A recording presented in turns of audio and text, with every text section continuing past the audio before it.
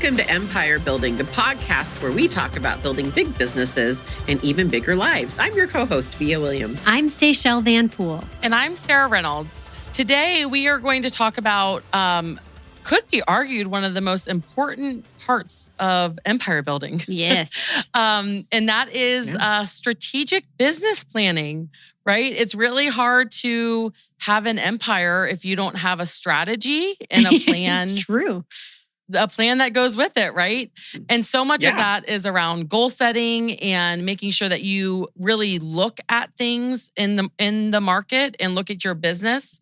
I right now have been a studier. Is that a word? Studier? Student. Student. It's been a long day. a student. Studier. A studier. I like that better. Yeah, a student of the book Scaling Up. I've talked about it in a couple episodes, but I think in that book, it talks about just how important it is to have strategic time, strategic business planning time, and how as you're scaling, you can't forget that, right? So today we are going to talk about that, how to do a strategic business plan and what we do sort of around that. So I think first and foremost, to have a business, every business has to have a customer. Good point. I know this this is groundbreaking. I mean, this is like, aren't you glad you're listening so far? This is high level stuff. Yes. You have to have a customer. Now, what's important about strategic business planning is creating your ideal customer. Creating your ideal customer, or I like to call it like a client avatar or a customer avatar, right? Who is your ideal client, your ideal customer, right? So creating that. How have you guys gone about creating your ideal customer? Well, I can tell a story about that because it really kind of helped change the trajectory of my business. And we're talking about the real estate business that I built. So when I made a decision a long time ago, about 10 years ago now, that I wanted to sell real estate in a higher price point and more of a luxury price point. So I had to make some changes in my business because my business was not predominantly a high price point at the time. So at the time, I didn't know it was called that, but I ended up like Googling and whatever, and I created an avatar, and I was like, okay, well, what is their name? What do they look like? Where do they work? Do they have kids? Where do their kids go to school? Like as specific as I could. What kind of car do they drive? And I thought, well, I don't know all that data. So I started previewing house after house after house and the kind of houses I wanted to sell. And it was like, what are the cars in the driveway? And, whenever you walk through a house, and I just want to be clear, I was not inappropriate, but I would look at what was on the shelves and I would look at the plaques and I go, oh, there's a lot of people that work for Microsoft or Amazon because I'm in Seattle. Or, oh, it looks like there's a lot of, this school or that school. I can see things laying around. You just see things and notice things. And because my reticular activator was up, I was able to kind of start filling in the blanks, not with what I thought, but with kind of like data, kind of like, in the field research data.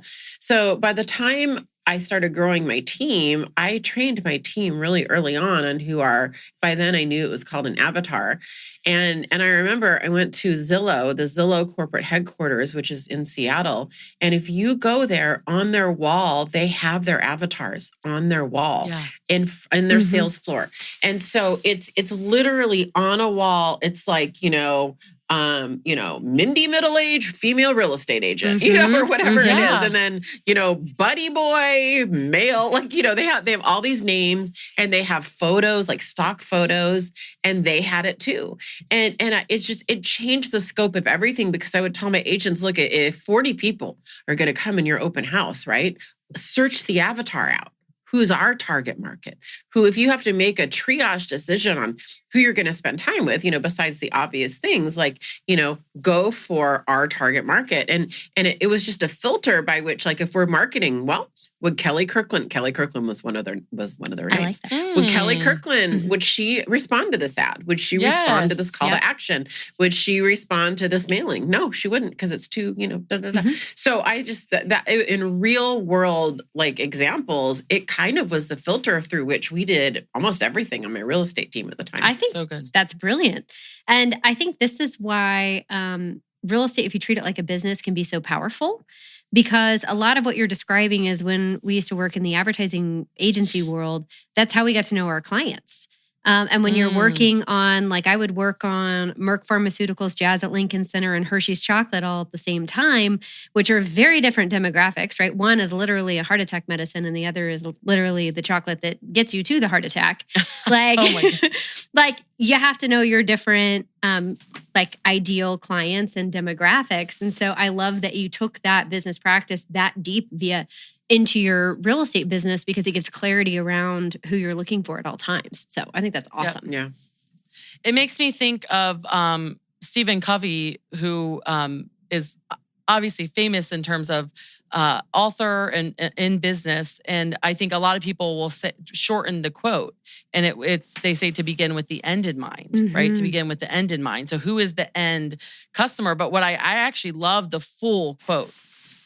Which is to begin with the end in mind means that you start with a clear understanding of your destination. It means to know where you're going so that you better understand where you are now. And so the steps that you take are always in the right direction. And I think that goes with what Via said. I couldn't help but think of that quote because she wouldn't know what ad to write if she didn't first know who is the end customer that she is trying to reach. So first and foremost, when you sit down to do your business strategic plan, you want to know who is your ideal customer. Who is your ideal customer, right? Second would be really what are the programs or what are the things that right now you are offering your ideal customer, right? So what are some things that you are offering that ideal customer? So I'm curious, Via, when you figured out who your what was it, Kelly Kirkland? Kelly Kirkland. Okay. So when you figured out Kelly Kirkland, what were you doing currently when you figured that out in terms of what you were offering her? Yeah, so great. I have, real world examples. So Kelly Kirkland, and then we had a male avatar as well. They weren't necessarily married, but they were just kind of interchangeable. And I actually can't remember his name now, but for some reason I remember her. And one of the things that I started deep diving on is that back in the day, it was Microsoft. And by the way, now that's all switched over to Amazon. If you live in Seattle, the email addresses that you had on your database that were at Microsoft.com started switching to at Amazon.com. Like they just swept them all over. And one of the things, Sarah, was that our marketing, it was that I started going, well, what would they be used to seeing internally as, middle and high level and senior level executives at Microsoft at the time. And I noticed it was a lot of white space or a lot of black space. It was a lot of primary colors, straight type. So it wasn't cursive. It wasn't watercolor, pastels. It wasn't busy.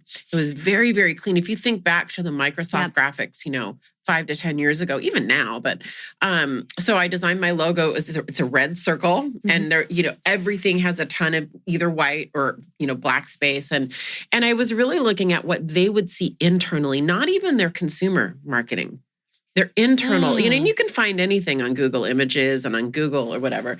And that's what I would often send to the graphic designers when they were designing anything from flyer templates to postcards. It was very, very thought through. I wanted them to be very comfortable subconsciously that we were in alignment with their values and what they did every day. And, that we were viewed that way. And this is going to sound really funny, but I dressed as if I would dress if I were like a consultant coming into Microsoft.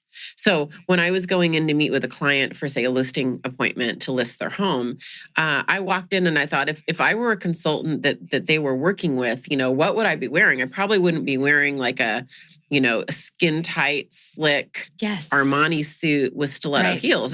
I wouldn't do that, and then I started getting in tune to what would women in tech wear, maybe 1 or 2 steps, dressier than the norm. And so everything I did was really more for them. For them, my brand was defined on what I felt like my target market needed and wanted and would resonate with, much more than my outlet for creative expression. That's good. Well, and you're truly living up to the Covey quote of beginning with the end in mind. I think for us, when we think about programs, it's what pain points do they have that I need to solve for them? Yes. And so For sure. for us, like we work with a lot of CEOs and E-class executives. And one of the biggest problems we've had in recent years and very hot markets here in North Texas and Dallas-Fort Worth is, they don't know where they're going to move. And so for us, it became really important that we were innovating and being the first to market with different opportunities and programs for our clients that we could blast out that solve a pain point. And so we found that there were really 3 pain points that our clients were dealing with. And then our messaging caters to that. And so the first one is, I like my house now. And if I'm not excited about where I'm going, I don't want to sell this one, right? So it was a buy before you sell program, right? And we can help you find where you're going before you ever have to put your home on the market. The second one would be, That's good. we need our cash out of this home to be able to move to the next one. And so we came up with guaranteed sale program options or even opportunities for bridge financing and other companies that we were bringing and expanding from all over the country to be able to give them the peace of mind that they weren't going to be homeless, but they could still get their cash and maximize the value out of the sale. The third problem that we found a lot of our executives and C-class clients had was they want to build wealth and they have no freaking idea how to do it. And so we have a lot of one-on-one coffees, conversations, meetups, and even employee lunches for our clients that we talk about wealth building through real estate. What are the advantages, the tax write-offs, the resources, and the how-to be a one-stop shop for those clients to be able to have a turnkey service. But really for us, that was the pain points of those 3 clients. And then all of our messaging caters to those 3. That's awesome, Tay. And we did something very similar to that. And so in terms of programs and what are their pain points, I always ask myself, what is keeping my ideal customer up last night? What kept them up last night? So good. What worries did they have that I can solve? And so that brings me to the biggest part really of strategic business planning is doing what in the business world is called a SWOT analysis, SWOT analysis. And I actually prefer, you can't even say it right, but I actually prefer SWTO, which of course doesn't sound as good. But whenever I sit down for strategic business planning, I do the S first, which is strengths. Then you do your weaknesses. And then I like to then look at my threats. And those 3 things then show opportunities. So the whole time you are coming up with opportunities that you see. So first and foremost, in a SWOT analysis, the first thing you look at are what strengths. So I like to do at least 3, right? So in my recommendation, depending on how fast you're growing, my recommendation is that you do this. If you're growing fast, you need to do this once a quarter. A minimum of once a quarter. And typically you're going to take 4 to 8 hours of strategic business planning time once a quarter if you're growing quickly and doing your SWOT analysis. Okay, I'm not doing it enough. I will just admit it right now. If it's once a quarter, no, I'm not. It depends on the speed of which you're growing. No, I know. You need to do a minimum of once a year. Right. Yeah. But it's something that you do want to look at pretty regularly. So first and foremost, the S is strengths. So what 3 strengths does your business have right now? What are the strengths of your business? And so you ask yourself that and create that white space where you can journal it out, right? I think it's Keith Cunningham that said, like, the best consultant you can get for your business is actually you in thinking time. Yeah, Keith Cunningham really espouses that. The other thing too about strengths is I'm writing a business plan right now, and I'm in the middle of it. Like I was just working on it yesterday and presented the preliminary plan, and in that, I have a section. It's like keys to success, which is really like what is it about the management team and about the resources we have that's going to make us successful, and that's that's strengths. And Sarah, I think it's worth it to start talking about internal versus external. That you start with the internal strengths and weaknesses. SW. I see your point to TO, but either way, SWOT or SWTO, you start with internal strengths and weaknesses. Then you move to external. Yes. Which is like, opportunities and the threats. So Yep. And that's how it's broken up. So I remember when we sat down, George and I, my husband, said that we wanted to start a mortgage company. Mm-hmm. And we did our first ever sort of SWOT analysis. And for us, a strength was, he had almost a decade in lending experience, right? So that's a strength. That's a huge strength. Another strength is he happens to be partners at home and in life with a top real estate team, right? So that's a strength of that company, is that. So like, what are the strengths that you currently possess in your business as an individual? And so looking at that and writing that down. So those it's so important to do that, knowing where you're strong. And SWOT. Yes. Yeah. And then same with weaknesses, right? The W. Yeah. So the W is weaknesses. So taking time and writing down what are the 3 weaknesses that you see right now in your business, in your career, what you're doing, but looking at your business and saying, what are the weaknesses right now? A big question I asked during this, well, actually probably more during the T, which is the threats, but I'll just go ahead and share it now. But a big question I asked myself is if I was coming in to compete with me, Yeah. what would I do? Take me out? Yeah. What would take me out? What could take me out? What that's a threat there. So what scares you the most? What's, that's threat. That's a threat. I think on the weakness side, I often see when I've done this with our team, or we used to do these a ton, right, in advertising too, because this is how we would build out, right, how their ad campaigns would go. And a lot of people hesitate to discuss the weaknesses openly, or they get into judgment really quickly. And it's okay just to list the weakness and let it sit. Like, it's okay. We don't have to solve every problem right now. It's okay for a weakness just to sit as a weakness, and we'll figure that out later, and don't feel like you need to get down the rabbit hole of like, well, that's a weakness. And it's like, it's really painful. And then we got to figure it out. And all of a sudden you're off the SWOT. So, and you're off the page onto something else. And words do matter, and people kind of attach meaning to them. Yep. And I know it's literally SWOT, SWOT. But you can also view it as advantages and disadvantages if that takes the emotion out of it. Like, what's some disadvantages we have right now? That's good. What do we need to overcome? You could even call it, challenge. You probably want to stick with like disadvantages or weaknesses, but the purpose is to feel bad, actually. Yeah, I know. Like, you're right. Because you're doing a strategic break us all down, plan. Sarah. Yeah, I mean, and so like you build us up. Yeah, you want to understand because the purpose is to fix it. Like that's the whole idea of the SWOT analysis is to know. That's why I like the O at the end, because that all of those things lead to the opportunity. Mm-hmm. And if you don't first recognize that that's a weakness in your organization or in your business, then you can't fix it. Then it doesn't lead to the opportunity.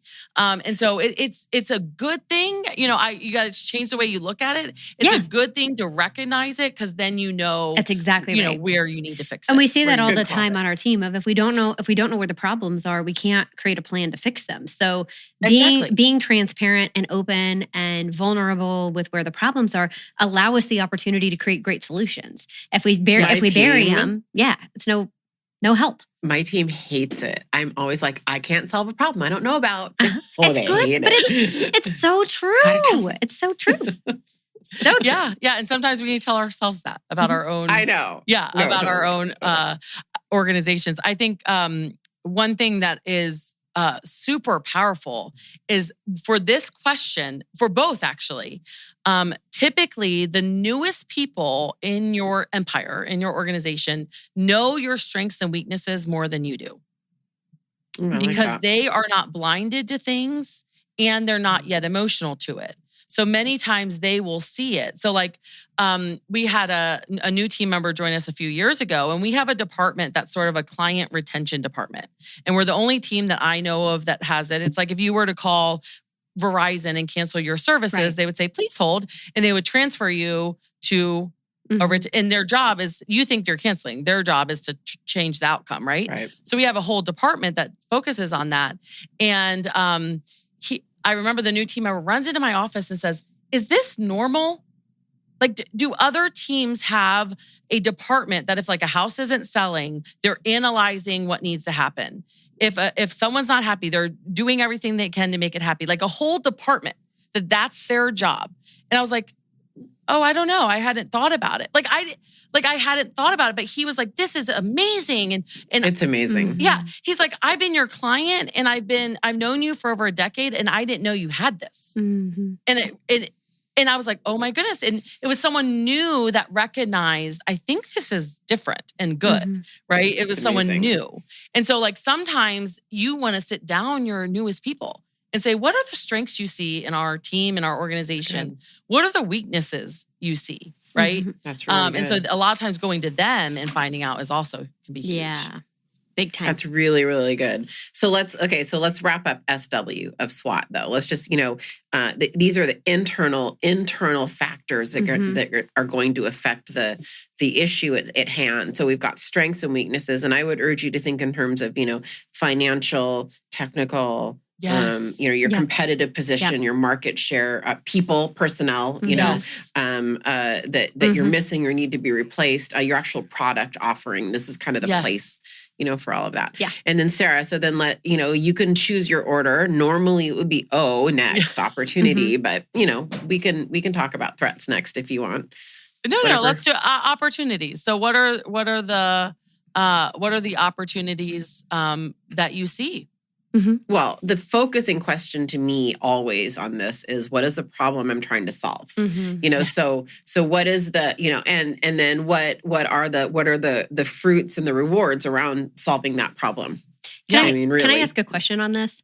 So I've seen this go two different ways when you get to the opportunity side. One is that you get down a really narrow path, right? And kind of get into action really quickly around it. Like somebody's coming up with ideas, you're throwing them on the board and you decide on one pretty quickly and go.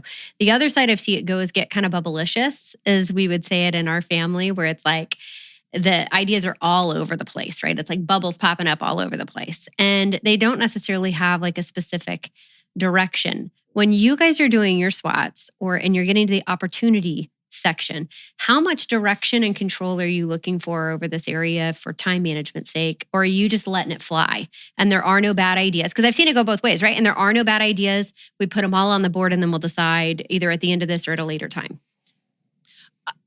This question, me and you and our achiever strength is so similar. I know. Because you speak like I and this has been the hardest thing for me with strategic business planning. Yep. Because I want to then narrow it down to focus to then go achieve. And go right then. Mm-hmm. Yes. I imagine a lot of our listeners feel that way too. Yes. But when you're doing strategic thinking and or business planning, I've had to learn not to do that, like to let it flow. The answer is you let it flow and if there's people in the room doing it with you, which I recommend it. Okay. Do not try to channel them. Do not try to hold them back. Because we want them to just let it flow, which can be it's very hard for me. I'm starting to take, this ashwagandha. It's like a, herb. Sorry. I don't know if it's an herb. Your faces right now. Okay, before my strategy time with my team. Are you taking something to mellow you out? Are you taking something? Is she Sarah's taking things to mellow her out. Are you taking drugs? They're not drugs. It's good for you. What is it when you go drink the stuff in South America or Mexico? What is that? No, I don't actually know what it is. All I know is the bottle No. got me because it's supposed to relax you. Not peyote. And help. What are you doing? Yeah. Wow. And it has worked. I feel like disclaimer is going to need to happen. What are you taking and admitting what to is our someone giving you to chill you out before these? She's like, life is great. This is true confession time.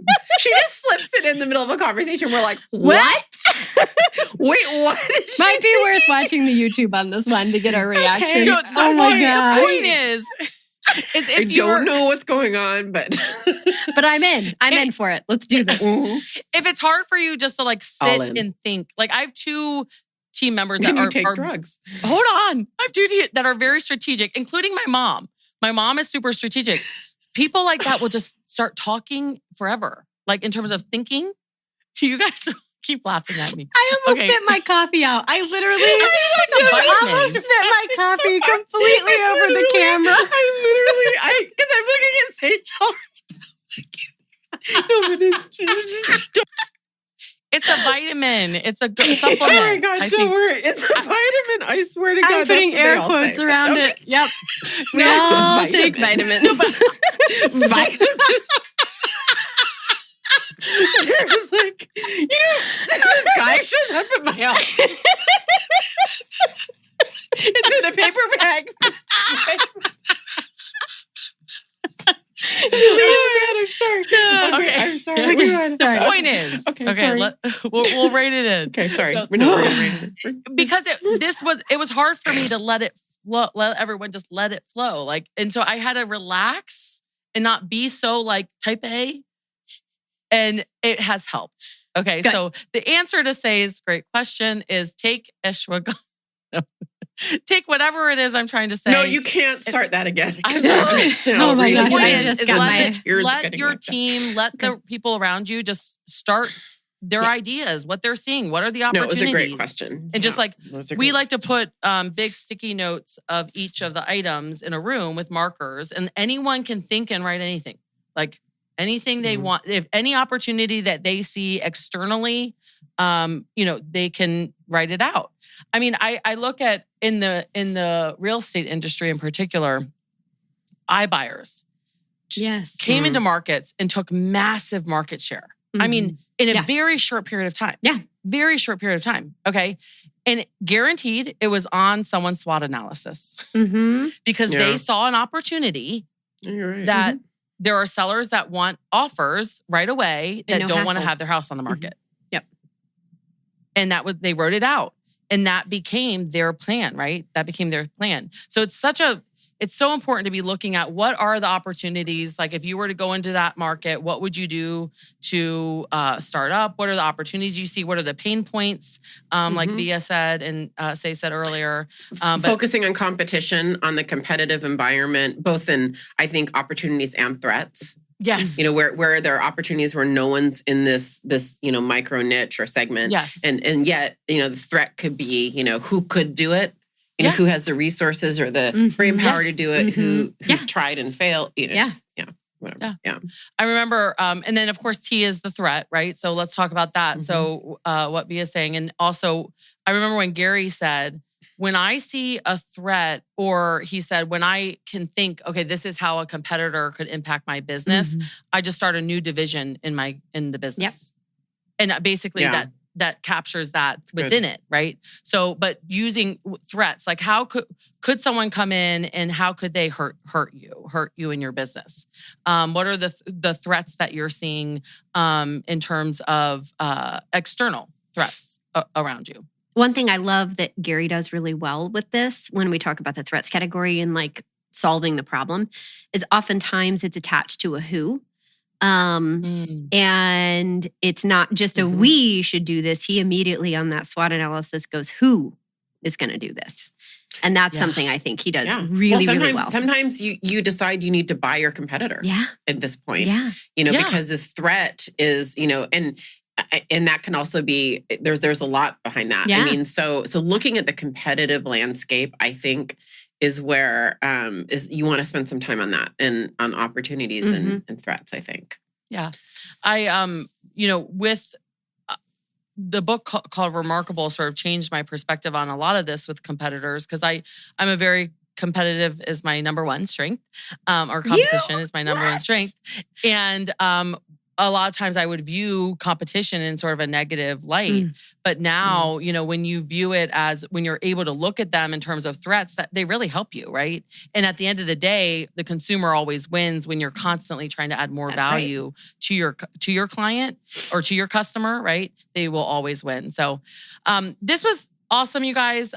It's so important to have strategic business planning time.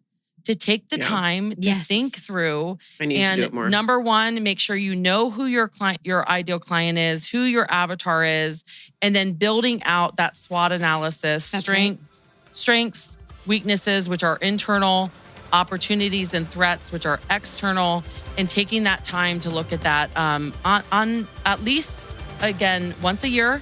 But if you're growing quickly, you want to look at it honestly once a quarter.